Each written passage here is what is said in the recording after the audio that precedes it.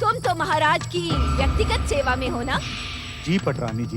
तब तो तुम्हें इस बात का अवश्य ज्ञान होगा कि महाराज बिना बताए क्यों और कहां गए हैं।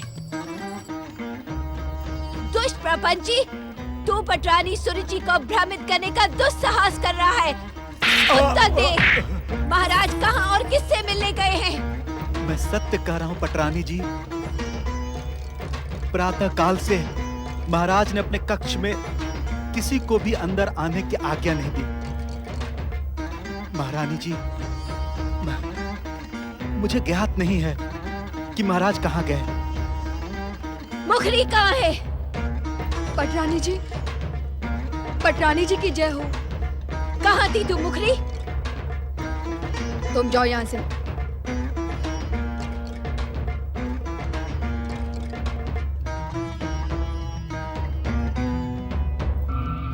पटरानी जी के प्रति तुम लोगों की निष्ठा पर मुझे संदेह हो रहा है। क्या तुम लोगों को नियमित वेतन के अतिरिक्त जो मुद्रा प्रदान की जाती है, क्या उसके प्रति तुम्हारा उत्तरदायित्व नहीं है? मुखरी जी, इस समय मैं तुम लोगों की कोई बात सुनने के इच्छुक नहीं हूँ। महाराज पर दृष्टि रखने के लिए तुम लोगों को अतिरिक्त मुद्रा दी जाती है। यदि तुम लोग ये काम नहीं कर सकती हो तो मुद्रा स्वीकार क्यों करती हो? इस अपराध के लिए तुम लोगों को दंड अवश्य मिलेगा। किंतु अभी इस कक्ष से चली जाओ यहाँ से।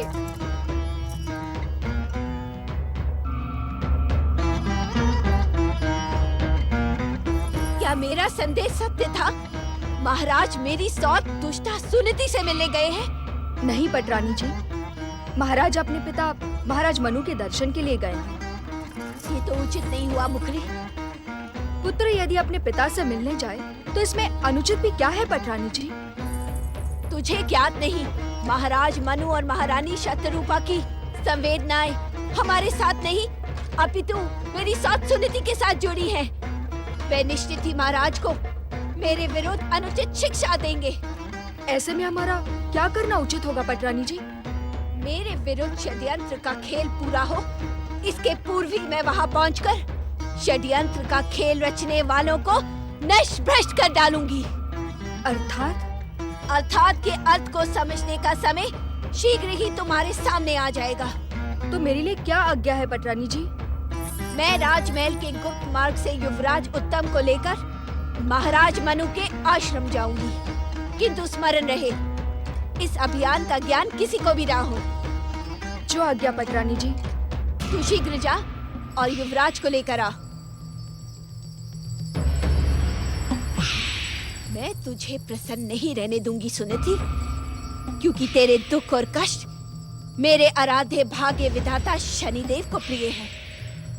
तू महाराज मनु के स्थान पर जगदीश्वर भगवान विष्णु को बुला ले, किंतु विजय मेरी ही होगी। ओम नमो नारायणाय। ओम नमो माताश्री, पिताश्री,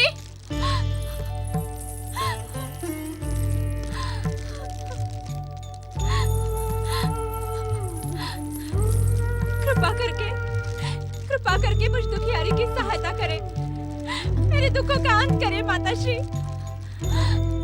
पुत्री, तुम्हारी आंखों में अश्रु, क्या बात है? हमारी पुत्रवधू सुनीति के अश्रु बहने का कारण क्या है? महाराज, ये पूछे कि अश्रु बहने का कारण क्या नहीं है। विपत्ति ने बिटिया रानी सुनीति को अपने हृदय से लगा रखा है। दुर्भाग्य इनका साथी बन गया है। अब इन्हें आप ही का आश्रय है। अर्थात? महाराज, आपके यशस्वी कुल का सबसे अधिक यशस्वी कंपिला का वास्तविक युवराज ध्रुव ज्ञात नहीं कहाँ चला गया है। पिताश्री, हमारे कुल के आराध्य जगदीश्वर भगवान विष्णु की कृपा से ध्रुव का जन्म संभव हुआ। उसके जन्म नक्षत्र पर स्वयं त्रिलोकीनाथ प्रकट हुए थे। ये तुम क्या कह रही हो पुत्रवधू? मैं सत्य कह रही हूँ पिताश्री। मेरे दुर्भाग्य का अंत करने भगवान श्री विष्णु ने ध्रुव के जन्म पर मुझे साक्षात अपने दर्शनों से कृतार्थ किया था। वे ज्योति पुंज के रूप में मेरे वन में ही पधारे थे।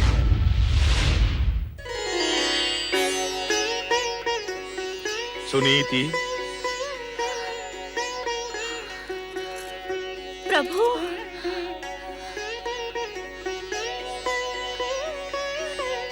आपने प्रत्यक्ष दर्शन देकर मेरा और मेरे पुत्र का जीवन सफल कर दिया। आपकी जय हो भगवान, आपकी जय हो।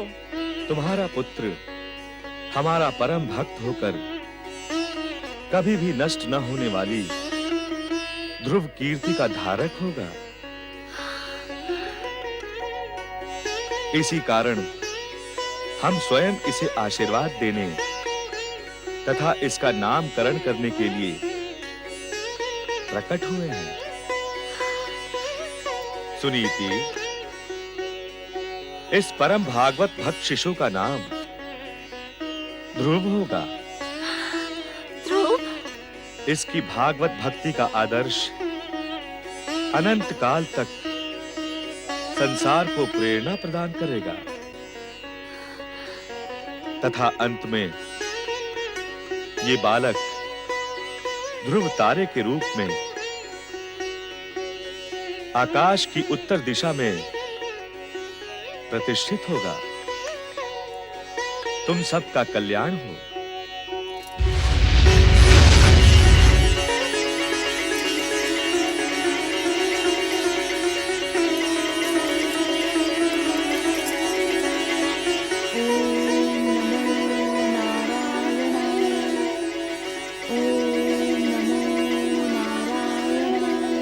ध्रुव, पुत्र वधू सुनीति, तुमने अपने गर्भ से ध्रुव बालक को जन्म देकर मनुकुल के यश को गौरव प्रदान किया है। जिस बालक पर कृपा करने स्वयं जगदीश्वर पधारे हो, जिन्होंने स्वयं उसका नामकरण किया हो, वो बालक कहाँ गया?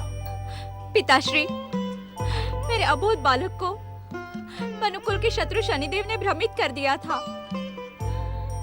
वो अपने पिता से अपना अधिकार और मेरा उचित स्थान मांगने का हठ कर रहा था। एक रात्रि मेरे कक्ष में स्थापित जगदीश्वर की मूर्ति से प्रश्न करते करते वो हठ ठान बैठा। हे जगत पिता, हे जगदीश्वर, हे भगवान विष्णु, आप हम माता और पुत्र के प्रति इतने अधिक निष्ठुर क्यों हैं? मेरी माता अपनी अटल श्रद्धा के साथ आपकी आराधना करती है। मैं तो आपके आशीर्वाद से ही जन्मा हूँ। माता कहती है कि उसके लिए मैं आपका वरदान हूँ। फिर हम दोनों के साथ ये अन्याय क्यों प्रभु? क्यों आपने हम माता और पुत्र को अपने अधिकारों से वंचित कर दिया? उत्तर दे प्रभु, उत्तर दे। मेरे प्रश्नों का उत्तर दे प्रभु, उत्तर दे।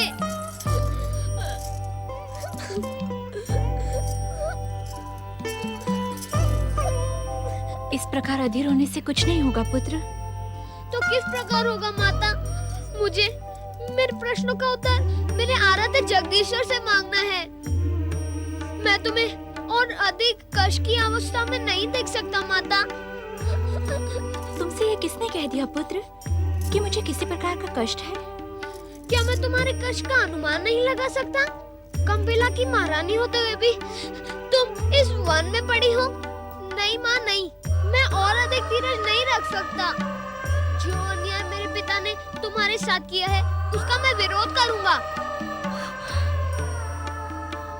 और एक दिन वो बिना कुछ कहे अपने पिताश्री से अपने अधिकार मांगने निकल पड़ा, किंतु कंपिला में उसे अपना अधिकार नहीं, अपमान मिला पिताश्री। और उस दिन से आज तक मैं अपने पुत्र की प्रतीक्षा कर रही हूँ। ज्ञात नहीं वो कहाँ चला गया। पुत्रवधू, तुमने एक बालक को नहीं, एक महान आत्मा को जन्म दिया है, जिसकी भागवत भक्ति संपूर्ण संसार को प्रेरणा प्रदान करेगी। पुत्रवधू, मुझे ज्ञात है कि ध्रुव कहाँ गया है। स्तब्ध और चकित होने की आवश्यकता नहीं है पुत्रवधू। धैर्य की जो शिक्षा तुमने अपने पुत्र को प्रदान की थी, आज तुम भी उसी का अनुसरण करो। तुम्हारा पुत्र शीघ्र ही भक्त शिरोमणि के नाम से विख्यात होगा। वो जिस पथ पर निकल पड़ा है पुत्रवधू, वो पथ उसे अमर भक्ति के सर्वोच्च शिखर पर पहुंचा देगा। महाराज, हमें इस बात का पूर्ण विश्वास है कि हमारा ध्रुव भागवत भक्ति के क्षेत्र में एक नया कीर्तिमान रचेगा। किंतु एक माँ का हृदय उसके पुत्र के बिना कैसे शांत रह सकता है? मुझे पूर्ण विश्वास है कि ध्रुव अपना अधिकार पाने में सफल रहेगा। उद्विग्न ना हो पुत्रवधू। जैसा अधिकार हमारा ध्रुव प्राप्त करेगा, वैसा अधिकार इस संसार में किसी और ने ना प्राप्त किया होगा। किंतु तुम्हारी सांत्वना के लिए मैं तुम्हें आश्वासन देता हूं पुत्रवधू कि ध्रुव को शीघ्र ही खोज निकाला जाएगा। पुत्री, जगदीश्वर भगवान विष्णु की कृपा पर विश्वास रखो। ध्रुव की कथा सुनकर मुझे पूर्ण विश्वास हो गया है कि ध्रुव हमारे कुल में सर्वश्रेष्ठ सिद्ध होगा। चलो पुत्री, कुटिया के भीतर चलकर भगवान विष्णु से ध्रुव की सफलता के लिए प्रार्थना करें।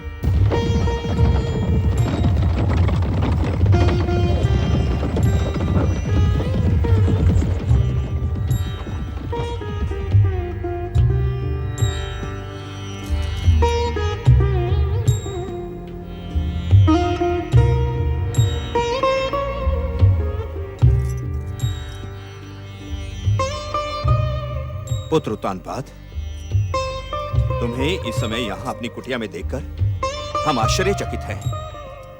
पिताश्री, माताश्री, यहां इस समय महारानी सुनीति को देखकर और इनके दुर्भाग्य की व्यथा कथा सुनकर आपको ज्ञात हो गया होगा कि मैं कैसे भयानक धर्म संकट के चक्र में पड़ गया हूं। पुत्र उत्तानपाद, ये सब भगवान जगदीश्वर श्री विष्णु की परम पावन लीला है। वे कब, किसे, कहां, कैसे और क्यों पहुंचा देते हैं, ये ज्ञात करना हमारे लिए अत्यंत कठिन है। परंतु हर घटना के साथ ही प्रत्येक व्यक्ति के कर्तव्य भी भगवान श्री विष्णु निर्धारित कर देते हैं। मैं कुछ समझा नहीं पिताश्री। बिना श्री विष्णु की इच्छा के तुम कुछ समझ भी नहीं पाओगे पुत्र उत्तानपाद। श्री विष्णु की इच्छा से तुम्हारे जीवन में जो कुछ भी बीत गया उसे भूलकर आगे देखो और मनुकुल के गौरव बालक ध्रुव को शीघ्र खोज निकालो पुत्र उत्तानपाद। जो आज्ञा पिताश्री। महारानी सुनीति, मैं तुम्हारे और पुत्र ध्रुव के प्रति अपने कर्तव्य पालन में असफल रहा। तुम मेरी विवशता समझ सकती हो। मैं तुम्हारा अपराधी हूं सुनीति। तुमसे क्षमा मांगने का भी अधिकार इस अभागे उत्तानपाद के पास नहीं है। नहीं स्वामी, आप सर्वथा निर्दोष हैं स्वामी। इतने लंबे वियोग के पश्चात आपके दर्शन पाकर मैं तो अपने सारे दुख और कष्ट भूल गई। धन्य है जगदीश्वर भगवान विष्णु जिन्होंने मुझे यहाँ आने की प्रेरणा दी। तुम निश्चिंत रहो सुनीति, मैं ध्रुव को शीघ्र ढूंढ निकालूंगा। धन्य है आप महाराज, धन्य है आप। आपके कपट को देखकर मेरी इच्छा एक नए कपट पुराण लिखने की हो रही है। दूसरों को प्रवंचित करना तो कोई आपसे सीखे। मैंने आपको वन महल जाकर सुनीति से ना मिलने की सौगंध दी थी। मेरी सौगंध ना टूटे, इसी कारण आपने मेरी सौत सुनीति को मिलने के लिए यहाँ बुलवा लिया। महाराज मनु, देवी शतरूपा, आपने संसार को त्याग कर वानप्रस्थ आश्रम अंगीकार कर लिया, जिससे आपका अपने पुत्र और पौत्रों से कोई संबंध न रहे। परंतु ये देखकर दुख हुआ कि मेरे विरुद्ध षड्यंत्र में आप लोग भी सम्मिलित हैं। ये तुम्हारा भ्रम है सुरुचि। हाँ पुत्रवधू, ये मात्र संयोग है कि तुम सब एक साथ यहाँ चले आए। मुझे तो ऐसा प्रतीत होता है कि कृपा निधान भगवान विष्णु की इच्छा से ही तुम सब एक साथ यहाँ आए हो। सत्य को भ्रम का नाम ना दे महाराज मनु। क्या कहने की इच्छुक हो तुम? आप जैसा परम विद्वान बिना कहे क्या मेरे संकेत से अनुमान नहीं लगा सकता कि ये मात्र एक संयोग नहीं अपितु पूर्ण नियोजित योजना है, मेरे विरुद्ध षड्यंत्र है। सुरुचि, तुम अपनी सीमाएं लांघ रही हो। मुझ पर और देवी शत्रुपा पर अनुचित आरोप लगा रही हो तुम। पुत्र उत्तानपाद और तुम्हारे विवाह के पश्चात कंपिला में जो कुछ भी घटा है, मैं उसका दोष तुम्हें नहीं नियति को देता हूँ। किंतु अपनी उत्तेजना से उस दोष की भागी न बनो। दोष की भागी बनने पर भी मैं उससे चिंतित नहीं हूँ मनु महाराज, क्योंकि वत्स कन्या सुरुचि को अपना अधिकार छीनना भलीभांति आता है। आप मेरे विरुद्ध कितने भी षड्यंत्र रचे, किंतु आप मेरा कुछ नहीं बिगाड़ सकते। सुरुचि, जगदीश्वर भगवान श्री विष्णु की भक्ति में लगे मेरे मन को अपने दुष्कर्मों से उत्तेजित न करो। पुत्र में पिता के ही संस्कार पलते हैं। आज मुझे पूर्ण विश्वास हो गया है कि कपटता कुचक्र चलाने वाले महाराज उत्तानपाद आपके सच्चे पुत्र हैं। सुरुचि, सत्य को सुनकर इतने उत्तेजित ना हो महाराज मनु। वास्तव में आप मेरे विरुद्ध षड्यंत्र रच रहे हैं। मेरी सौत सुनीति को फिर से कंपिला भेजने की योजना बना रहे हैं आप। मैं तुम्हें बार बार सावधान कर रहा हूँ सुरुचि, मुझे उत्तेजित करने का दुस्साहस ना करो, अन्यथा मेरा शाप तुम्हारा सर्वनाश कर देगा। इससे अधिक और सर्वनाश क्या होगा कि मैं अपने पति का संपूर्ण प्रेम एक बार भी ना प्राप्त कर सकी, और इसकी दोषी तुम हो सुनीति। यदि तुम अपने पुत्र को युवराज बनाने की इच्छुक थी, तो मुझे लोभ और लालच देकर मुझसे झूठी सौगंध क्यों ली तुमने? मुझे भ्रमित करके मेरा विवाह अपने पति से क्यों करवाया तुमने? पटरानी सुरुचि, तुमने मुझे वचन दिया था सुनीति कि तुम हम दोनों से दूर वन महल में जाकर रहोगी और मेरी इच्छा के विरुद्ध महाराज से नहीं मिलोगी, किंतु तुम वचन भंग करने की दोषी प्रमाणित हुई। उत्तर दो सुनीति, ये भयानक पाप क्यों किया तुमने? पटरानी सुरुचि, शांत हो जाए। बहुत कह लिया आपने। ऐसा न हो कि मेरे मुख से आपके विरुद्ध कुछ ऐसा निकल जाए कि जिससे आपको। सुखिया माई, तुझे मेरी सौगंध, पटरानी के अपमान का प्रयास ना कर। मौन हो जा सुखिया माई, मौन हो जा। इन्हें जो कुछ भी कहना है कह लेने दे। हो सकता है कि आज के पश्चात इन्हें कुछ कहने का अवसर ही ना मिले। मैं तेरे आगे हाथ जोड़ती हूँ सुखिया माई, मौन हो जा। पटरानी सुरुचि, तुमने हम सब के साथ दुर्व्यवहार करके यहाँ के पवित्र वातावरण को दूषित कर दिया है। इसके लिए जगदीश्वर भगवान विष्णु तुम्हें कदापि क्षमा नहीं करेंगे। पुत्र उत्तानपाद, आज्ञा पिताश्री। पटरानी सुरुचि को यहाँ से ले जाओ। सुरुचि, तुमने इस पृथ्वी के प्रथम पुरुष धर्मात्मा मनु महाराज को मानसिक कष्ट पहुंचाया है। इसका दुष्परिणाम तुम्हें अवश्य भुगतना पड़ेगा। अब कृपा करके शीघ्र ही इस कुटिया से चली जाओ। हम तुम्हारा मुख भी देखने के इच्छुक नहीं हैं। महाराज, यदि आप पुनः सुनीति को अपनाने के इच्छुक हैं, तो मैं आपके मार्ग में बाधा उत्पन्न नहीं करूंगी। आपको मेरी और युवराज की सौगंध, किसी समय सुनीति को अपना ले, किंतु सुनीति को अपनाने के पश्चात मुझे ढूंढने का प्रयास ना करें, क्योंकि मैं युवराज उत्तम के साथ आत्महत्या कर लूंगी और इस सब का दोष आप पर लगेगा। चलो उत्तम। जाएं स्वामी जाएं, अपने जीवन को और कष्टमय ना बनाएं। सुनीति उचित कह रही है पुत्र उत्तानपाद। वो अभागिन सुरुचि हठी और दुर्बुद्धि है। वो क्रोध और उत्तेजना में कुछ अनुचित ना कर दे, इसके लिए शीघ्र जाओ पुत्र और उसे मना लो। यदि वो दुष्टा अनुचित करती है तो करने दे, मैं उसे मनाने नहीं जाऊंगा। आपको मेरी सौगंध स्वामी। पुत्र उत्तानपाद, तुम हमारे आदेश की उपेक्षा कर रहे हो। क्षमा पिताश्री।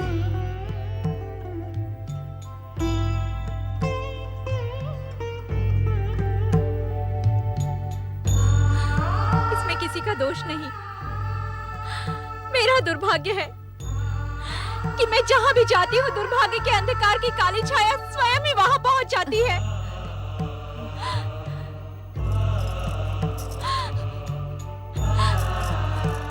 मुझे क्षमा कर दे पिताश्री। आज के पश्चात अपने मुख पर ऐसी बात न लाना पुत्रवधू। तुम्हारे सौभाग्य से इस संसार के भाग्य का उदय होगा, इसका मुझे पूर्ण विश्वास है। पुत्रवधू, एक क्षण के लिए भी अपना मन जगदीश्वर भगवान श्री विष्णु की परम पावन भक्ति से भ्रमित न होने देना। वे अवश्य ही तुम्हारा कल्याण करेंगे।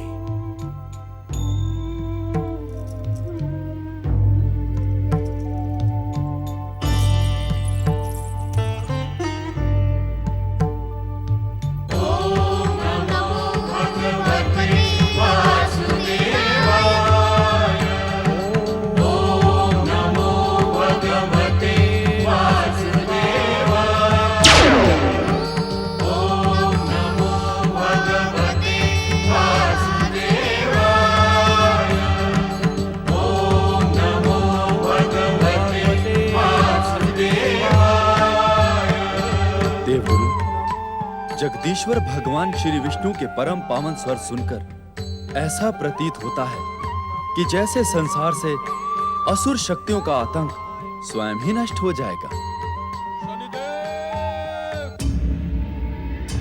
शनिदेव, विध्वंसक शक्तियों के अधिष्ठाता शनिदेव, देख रहे हैं आप, सुन रहे हैं आप। देखें शनिदेव, संसार पर विष्णु भक्तों के बढ़ते प्रभाव को देखें।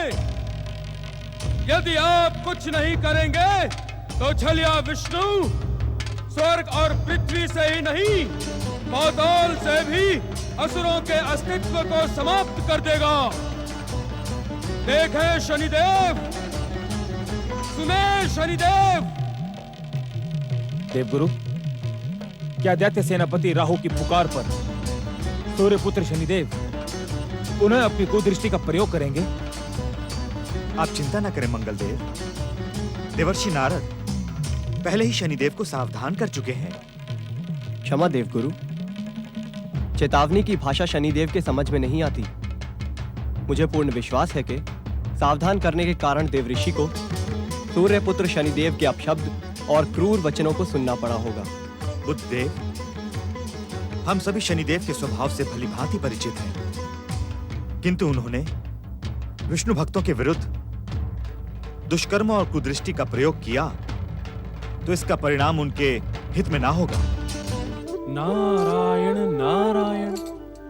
प्रभु, आज आप इस प्रकार मौन क्यों हैं? प्रभु, क्या आप देवर्षि के प्रश्न का उत्तर देने की इच्छुक नहीं हैं? महादेवी लक्ष्मी, हमारा ये मौन ही देवर्षि की जिज्ञासा का समाधान है। स्वामी, आनंद आपके श्रीमुख पर अपने संपूर्ण स्वरूप में सदा सदा विद्यमान रहता है, किंतु परिहास से तो आपका स्वभाव नहीं। मौन किसी प्रश्न का उत्तर कैसे हो सकता है? महादेवी लक्ष्मी, आनंद को प्राप्त करने के लिए हास्य परिहास का तो सदा ही स्वागत होना आवश्यक है। स्वामी, नारद की जिज्ञासा के साथ मेरी उत्सुकता भी जुड़ी हुई है।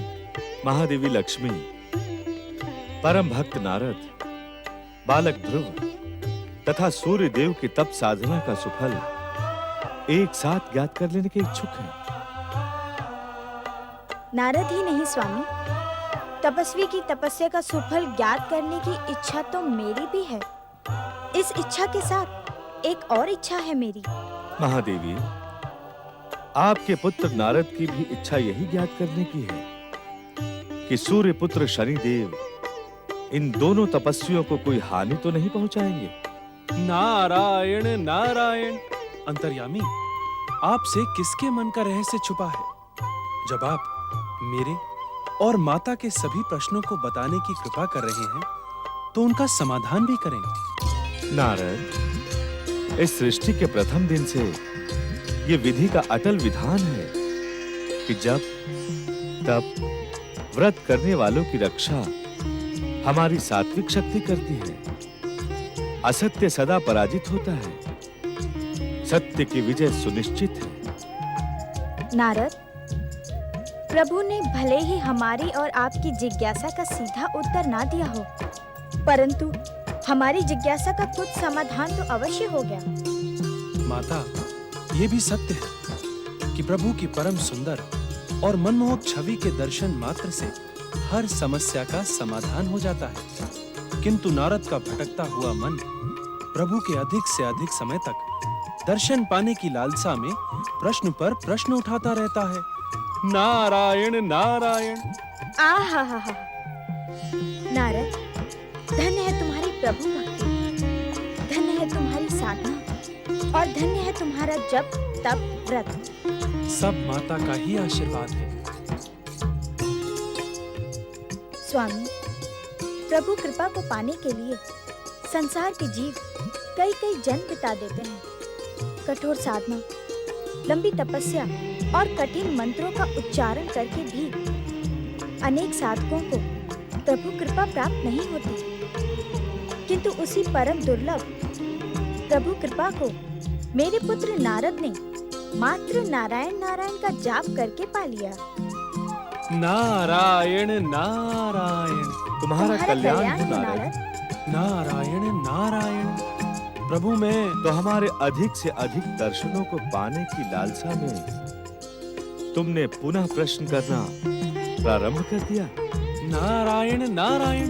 प्रश्न नहीं प्रभु, कृपा पाने। निश्चिंत रहो नारद, भक्ति करने वालों को हमारी परम कृपा अवश्य प्राप्त होगी। नारायण नारायण।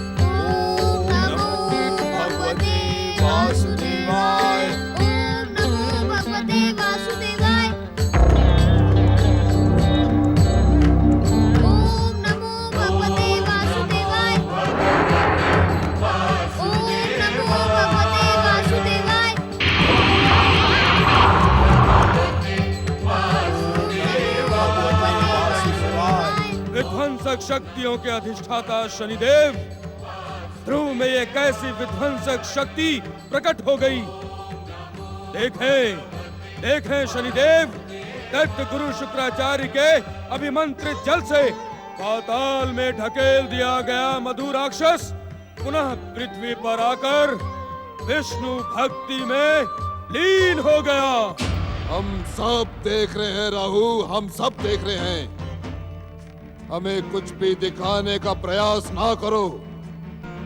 अब हमें यह निश्चित करना होगा कि इस विध्वंसक दृश्य का लाभ विनाशक शक्तियां किस प्रकार उठाएं। सोच विचार में समय व्यर्थ ना करें शनिदेव। इस संसार की समस्त विनाशक, विध्वंसक, भयंकर और मारक शक्तियों को आश्रय प्रदान करने वाले शनिदेव, आज तो हमें मनोवांछित दिशा मिल गई है। तुम क्या कहने के इच्छुक हो राहु? शनिदेव, संसार में सात्विकता का ढिंढोरा पीटने वाली विष्णु भक्ति नास्तिक हो गई है। अर्थात देखें शनिदेव, देखें, संसार में तो प्रचलित यही है कि भागवत भक्ति से मन को शांति प्राप्त होती है, किंतु आप देखें शनिदेव, इस परम भागवत भक्त ध्रुव के भीतर विध्वंस का कैसा तांडव हो रहा है। ओम नमो भगवते वासुदेवाय। इस परम पावन अवसर का लाभ उठाएं शनिदेव।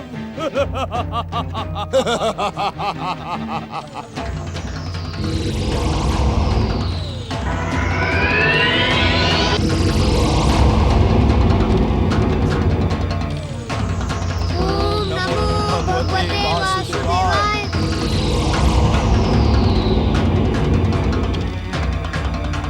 ओम नमो भगवते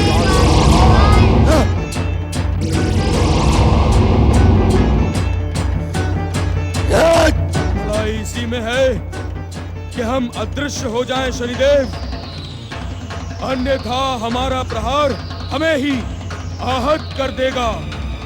ऐसा प्रतीत होता है कि ध्रुव को विष्णु की कृपा प्राप्त हो गई है। अदृश्य हो जाएं शनिदेव। नमो भगवते वासुदेवाय। ये दृश्य देखकर मेरा इंद्रासन डोलने लगा है। भगवान श्री विष्णु की कृपा प्राप्त करके ध्रुव स्वर्ग सिंहासन का वरदान प्राप्त करेगा। देवगणों, ध्रुव जगदीश्वर श्री विष्णु से इंद्रासन प्राप्त करने का वरदान प्राप्त करे, इससे पूर्व हमें उसकी तपस्या भंग करने का उपाय करना होगा।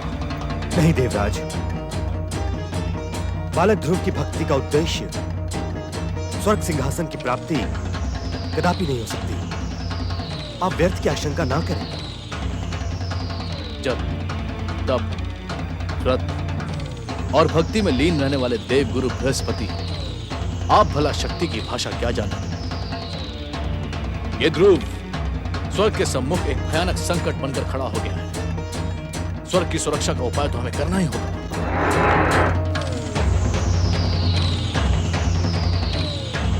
हे जगदीश्वर, हे प्राणी मात्र पर कृपा करने वाले भगवान विष्णु, देवराज इंद्र को कृपया सद्बुद्धि प्रदान करें।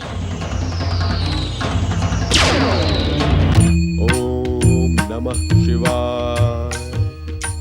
ओम नमः शिवाय। ओम नमः शिवाय। ओम नमः शिवाय। ओम नमः शिवाय। ओम नमः शिवाय।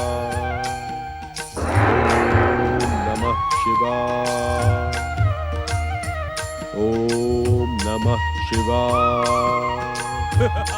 ओम नमः शिवाय।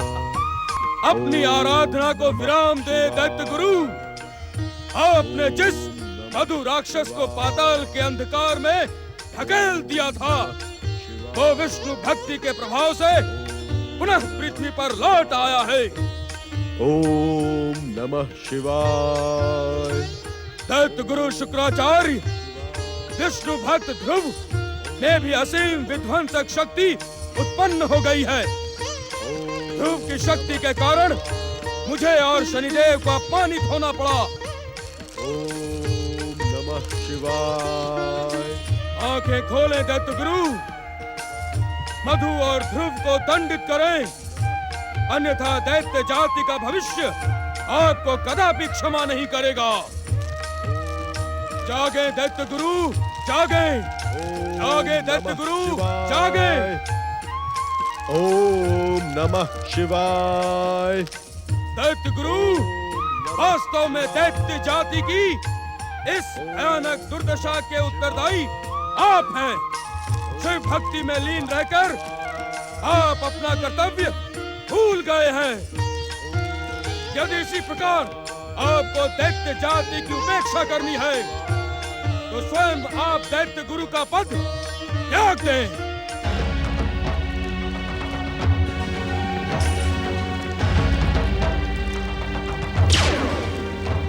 सावधान दैत्य गुरु, क्या तुम हमारी आराधना को अधूरा छोड़कर विष्णु भक्त ध्रुव और मधु को दंडित करने के इच्छुक हो? स्मरण रहे शुक्राचार्य, भागवत भक्तों को कष्ट पहुंचाने का विचार करने वाला हमारा सच्चा आराधक हो ही नहीं सकता। यदि तुमने विष्णु भक्तों को कष्ट पहुंचाने का दुष्कर्म किया तो तुम कदापि सफल नहीं होगे तथा हमारी कृपा से सदा सदा के लिए वंचित हो जाओगे। हे आशुतोष, हे हर एक पर कृपा करने वाले भोलेश्वर, इस मूढ़ बुद्धि शुक्राचार्य की मूर्ता को क्षमा करें। मैं भ्रमित हो गया था भोलेनाथ, मुझे क्षमा करें। दया करें दया निधान, कृपा करें कृपा निधान। ओम नमः शिवाय।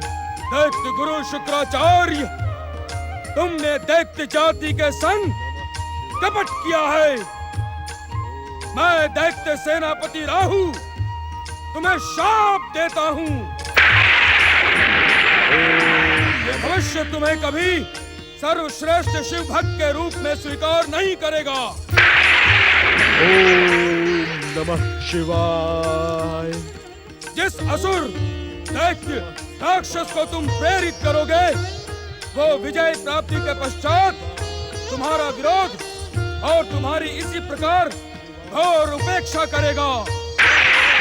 ओम नमः शिवाय। ओम नमः शिवाय।